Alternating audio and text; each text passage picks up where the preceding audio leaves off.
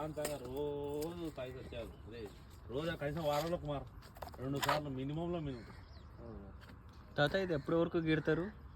ఊట వస్తుందని తెలిసేంత వరకు గీడతారా, లేకపోతే గీరిన తర్వాత వస్తుందని పెడతారా మీరు? ఇప్పుడు ఊటకి రానికనే రెడీ ఇది. అది ఎట్లా తెలుస్తుంది? దాన్ని ఆయం చూస్తున్నాయినా.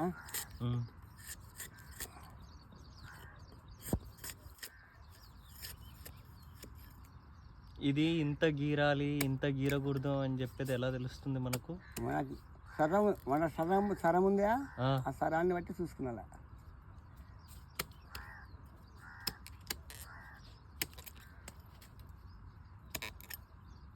అంటే ఇప్పుడు నువ్వు అక్కడ గీడుతున్నావు, గీరేటప్పుడు అక్కడ నీర కనిపిస్తుంది. సో నీర వస్తుంది అని తెలిస్తేనే అక్కడ వరకే మనము గీరడం ఆపేస్తామా? అది వరకే.